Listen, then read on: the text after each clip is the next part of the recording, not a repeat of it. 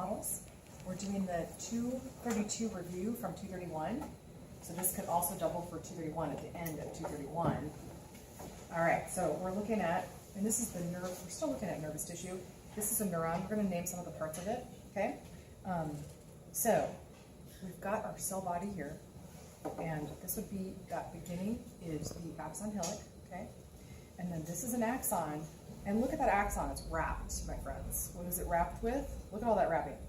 That's myelin, but what's the name of the cell that's out there in the PNS?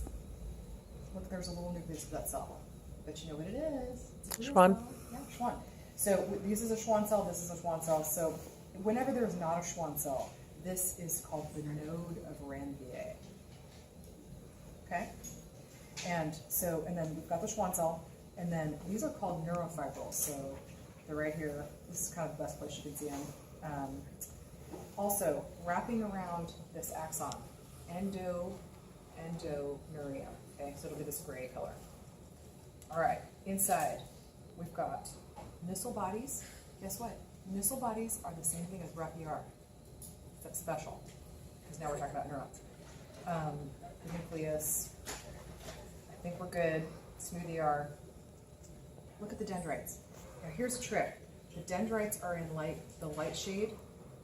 This is an axon terminal from another neuron. So take a look at the difference. This is the axon terminal from another neuron. This is the dendrite, this cell body right here. So it's kind of just tricked out, and it's always on the lab exam, just saying. So that's one model. Two model, just general reflex arc, okay? You want to know things like, what's my receptor? So who's receiving the information? Okay, so this is my receptor. It's going to send a signal through the dorsal root ganglion, okay? In here, there's an interneuron. This is the green interneuron. You can also call this whole thing the control center. And then this neuron, this is the motor neuron, okay? And it's going to talk to the effector, this muscle out here. That's it. So that's it for that model. Looking good. Next model. This is to continue on. We're talking about the cross-section of the spinal cord. So this is a cross-section, and we already looked at the horns, right, the gray horns, but I just wanted you to see one thing. Here's the dorsal root ganglion here. It's going in. Remember, this is carrying sensory information into the spinal cord. And then this is the ventral root, and this is carrying motor information. Where they come together as a spinal nerve. What you're not seeing on this model is the other model that we have for the cross-section has the meninges on it and the spaces. So I want you to find that other model. It'll have a nice fatty epidural space, okay? And then it will have a really deep arachnoid space, subarachnoid space. So that'll look nice and deep.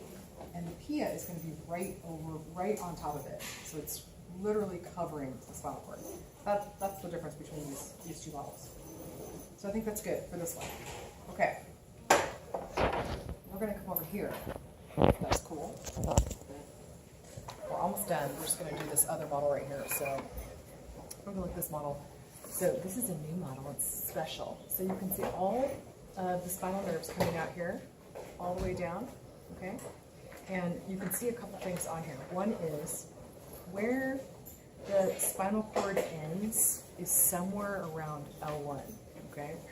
And when it ends, it kind of ends in a cone shape, and we call this the conus medullaris, conus medullaris. As soon as it ends, these are actually technically nerves. And when you see this fan of nerves, this fan of nerves is called the cauda equina, okay? The cauda equina. Like a horse's tail. So those are a couple things that you want to know about the spinal cord. I can also see something else here. This, for 232, this is for the ANS, for the autonomic nervous system. Look at this chain ganglion running up and down along the spinal cord, okay? So right here, this thing is called the sympathetic chain ganglion, right here. See it running, and it would run on both sides, but you can only see it on this side. So that'd be for when you're talking about the autonomic nervous system, not reviewed, new material. I'm trying to think if there's anything else on this. Two more things. there is a cervical and lumbar enlargement. We can't see it, it's just, but trust me, it's there. It's where the spinal cord is going to look a little thicker in that spot. And what that area is, where is it innervating? It's like a thick area. There's one right here, and then one right here. Well, one right here. So where is it going to innervate? This is where we need a lot of stuff. So the cervical enlargement is going to innervate the arms, and lumbar enlargement will innervate the legs. So if you're asked that, I think that's good. I think we're pretty good.